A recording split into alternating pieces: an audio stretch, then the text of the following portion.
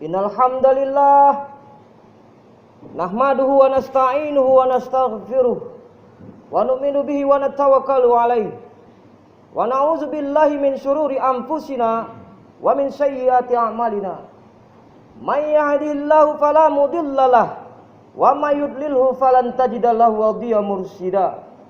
Asyhadu an la ilaha illallah wahdahu la syarikalah wa asyhadu anna Muhammadan abduhu wa rasuluh allazi la nabiyya ba'da. Allahumma salli ala sayyidina Muhammad wa ala ali sayyidina Muhammad kama sallaita ala Ibrahim wa ala ali Ibrahim innaka Hamidum Majid. Qala Allah ta'ala fil Qur'anil Karim wa huwa asdaqul qailin. A'udzu billahi minasyaitonir rajim. Ya ayyuhallazina amanu taqullaha haqqa tuqatih wa la tamutunna illa wa antum muslimun. Wa qala ta'ala fi ayatin ukhra, ya ayyuhallazina amanu taqullaha wa qulu qawlan sadida yuslih lakum a'malakum wa yaghfir lakum dzunubakum wa may yuti'illaha wa rasulahu faqad faza fawzan azima.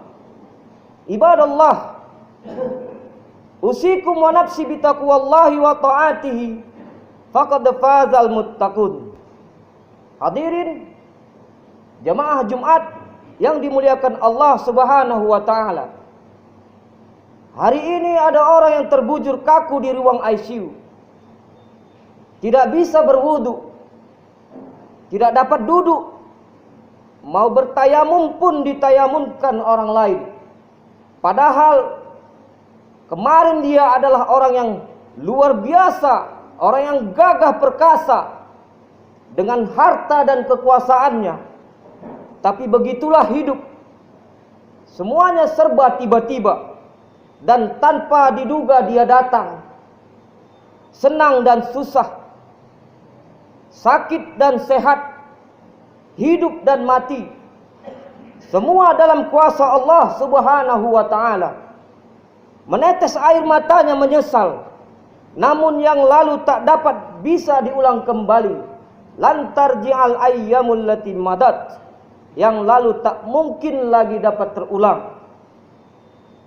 Sayup-sayup suara azan dari menara masjid menembus lubang-lubang angin di celah jendela. Air mata penyesalan masih ada. Alhamdulillah masih diberi Allah sakit, karena masih ada harapan untuk sembuh dan niat ingin bertaubat. Tapi bagaimana dengan yang mati mendadak secara tiba-tiba, melangkah keluar rumah bukan dengan kata bismillah, tidak pula dengan ucapan la haula wala quwata illa billah, tapi dalam keadaan perbuatan maksiat dan dosa. Kematian datang tiba-tiba. Tidak ada ruh gentayangan dalam Islam. Ruh dalam kuasa Allah Subhanahu wa ta'ala. Ruh yang baik tempatnya illiyin, dan ruh yang buruk, jahat, busuk, dengki tempatnya sijjin. Tidak ada satupun manusia yang bisa memanggil, mengundang, bahkan mendatangkan ruh manusia. Tapi tradisi ini sudah lama berlangsung. Bahkan sampai hari ini pun masih ada yang melestarikannya. Tidak hanya di tanah air ini, bahkan di negara Eropa, negara Prancis juga melakukan ritual memanggil roh manusia. Ketika Syekh Muhammad Abduh bersama sahabat beliau Jamaluddin Al-Afghan, mereka berkunjung ke suatu kota di negara Prancis, menghadiri undangan untuk menyaksikan ritual pemanggilan ruh. Sampailah pada akhir acara, lalu si Syekh bertanya kepada salah satu tokoh pemanggil ruh tersebut, apa yang beliau katakan? Kalaulah memang betul kalian bisa menghadirkan ruh, tolonglah undang ruh Nabi Isa alaihissalam. Karena aku ingin bertanya kepadanya, apakah dia benar mati disalib atau bagaimana keadaan yang sebenarnya? Lalu mereka pun menjawab, ini ruh istimewa, kata mereka, yang tak dapat dijemput, bahkan diundang oleh siapapun.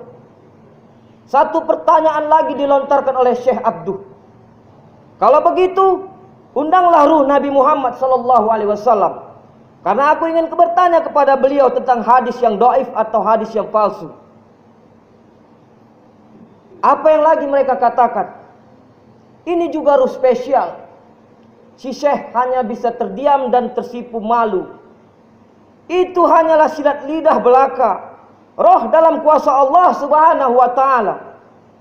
Lalu kalau ada yang bisa mendatangkan ruh, sesungguhnya siapa yang berkata itu? Mengapa suaranya mirip? Mengapa dia tahu setiap nama anggota keluarganya?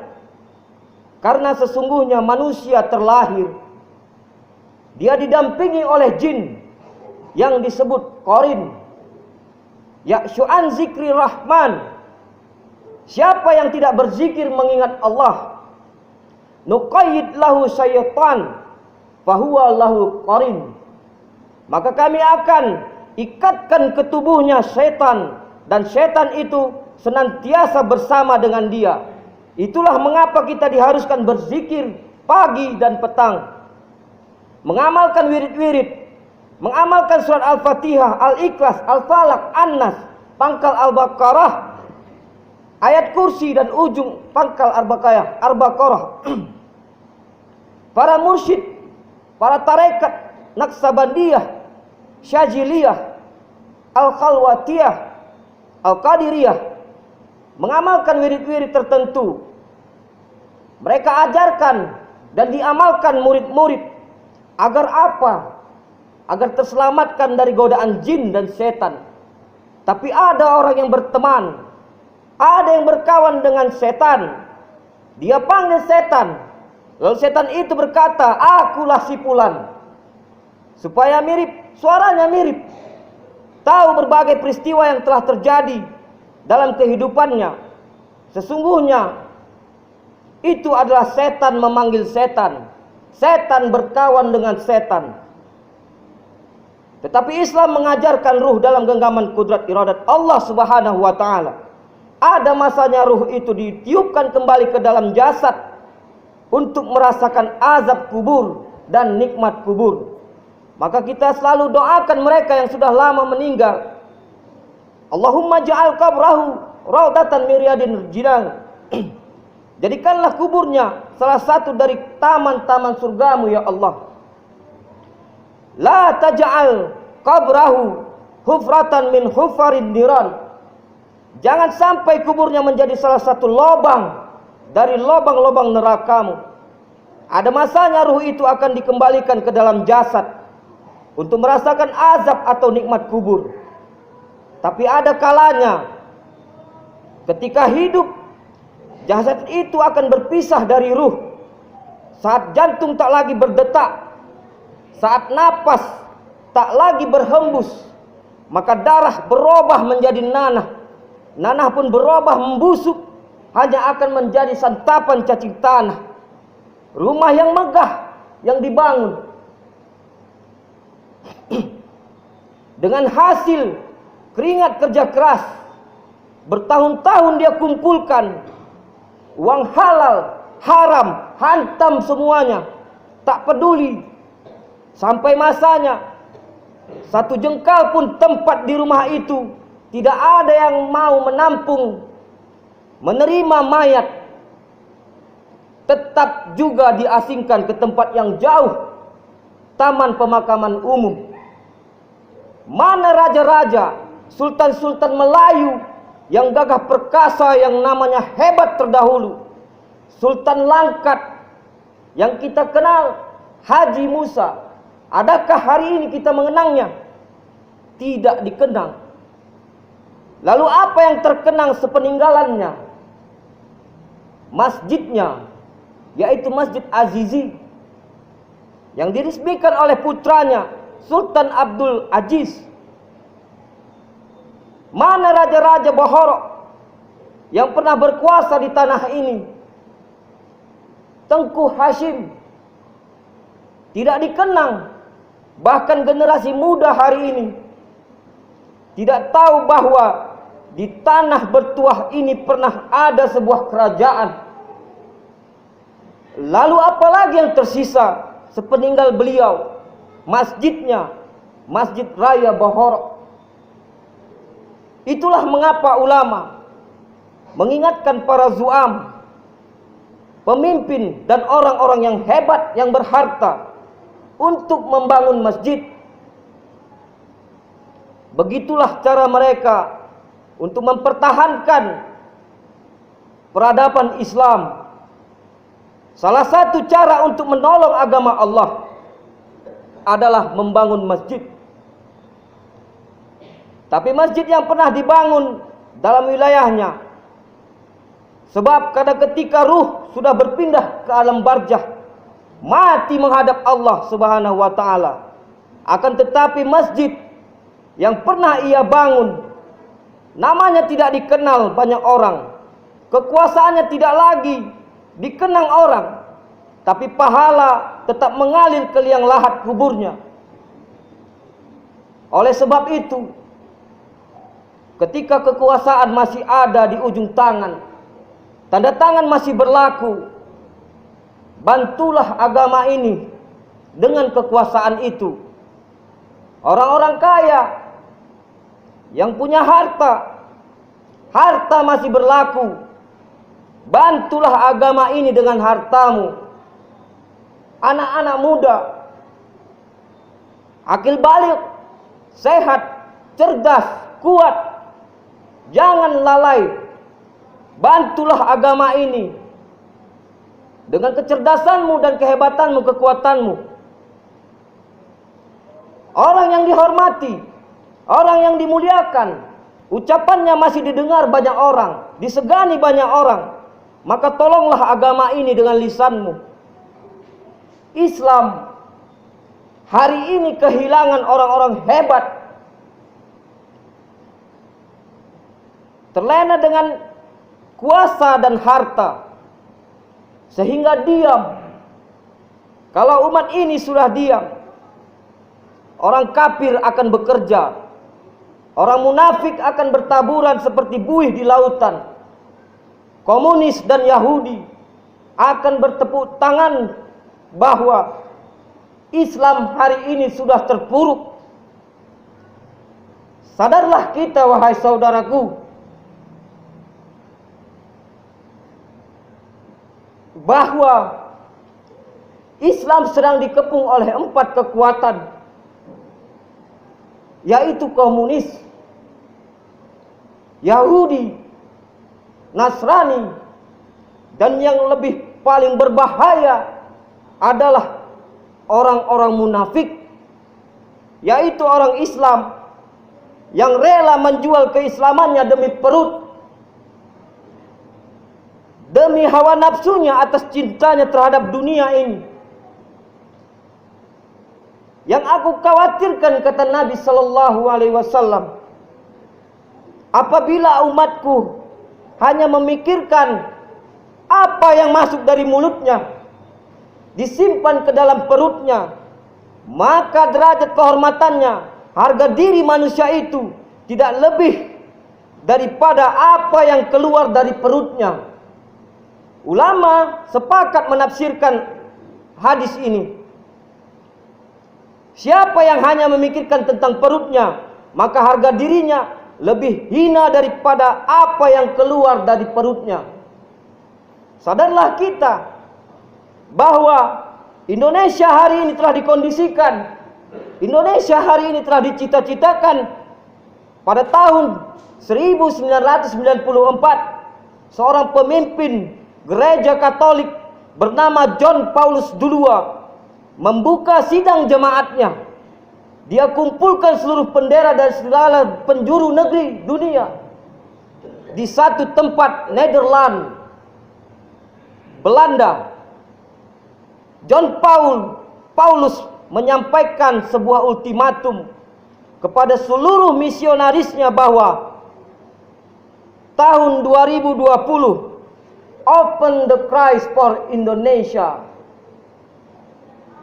Di tahun 2020 maka bukalah pintu untuk Kristus bagi Indonesia. Maknanya apa? Pemurtatan secara besar-besaran hari ini telah terjadi, kita lihat di mana-mana. Islam telah dirusak dengan cara apa? Kecanggihan teknologi mengenalkan gaya hidup kebarat-baratan kepada generasi Islam, sehingga membuat umat ini dijauhkan dari rumah-rumah Allah, lalai dari mengingat Allah. Status sosial masih beragama Islam, tapi akhlak, perilaku mereka tak mencerminkan bahwa dia adalah seorang muslim. Maka menangislah kita, karena apa yang sudah kita korbankan untuk agama ini. Dan hitung-hitunglah amal apa yang sudah kita kumpulkan sebagai bekal kita nanti. Hari ini kita masih merasa diri kita muslim, kita masih bebas beribadah, dan insya Allah kita akan mati dalam keadaan Islam. Tapi adakah jaminan anak cucu keturunan kita nanti selanjutnya, akankah mereka tetap dalam keadaan Islam? Tidak ada jaminan. Islam bukan agama yang baru. Islam merupakan keberlangsungan sejarah yang dinubuahkan, dirisalahkan dari satu periode Nabi kepada Nabi Muhammad sallallahu alaihi wasallam, Nabi kita, Nabi terakhir. Hari ini tidak ada lagi Nabi, tapi tugas dan misi agama ini telah diembankan kepada umatnya yang telah bersaksi asyhadu an la ilaha illallah wa asyhadu anna Muhammadar Rasulullah,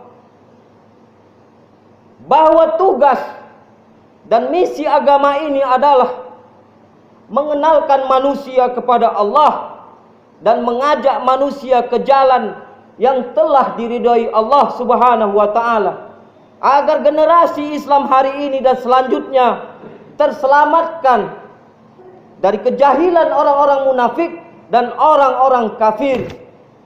Ya ayyuhallazina amanu in tansurullah yansurkum yusabbit aqdamakum. Wahai orang-orang yang beriman, bantulah barang siapa yang menolong agama Allah, maka Allah akan mengokohkan, Allah akan menolongmu, dan Allah akan mengokohkan kedudukanmu. Hadirin yang mulia, apapun yang kita lakukan hari ini di dunia dan selanjutnya, ketidakpedulian kita kepada agama ini, penipuan yang telah kita lakukan, kejoliman, kejahilan, kecurangan, kemunafikan, kekafiran, semua akan dipertanggungjawabkan di hadapan Allah Subhanahu wa taala. Semuanya akan kembali menghadap Allah. Yang jahat mati, yang baik pun akan mati. Semua orang siap mati. Tapi tak banyak orang yang berpikirkan, tak banyak orang yang memikirkan apa yang dihadapi setelah kematian. Akan datang masanya, semua manusia akan tersadar pada akhirnya. Allah berfirman, izas sama'un fatarat, ketika langit terbelah, wa izal kawakibun tasarat, planet-planet bertabrakan berhamburan, wa izal biharu fuzirat, lautan diletupkan, lautan diledakkan, bersimburan ke lautan, ke daratan. Wa izal kuburu bu'sirat, semua yang dikubur akan dibangkitkan. Alimat nafsum ma qaddamat wa akharat, saat itulah semua yang bernama manusia tersadar baru mereka tersadar apa yang telah dia lakukan selama mereka pernah hidup. Barakallahu li wa lakum fil Qur'anil Karim wa nafa'ani wa iyyakum bima fihi minal ayati wa zikril hakim wa taqabbalahu minni wa minkum tilawatahu innahu huwal ghafurur rahim.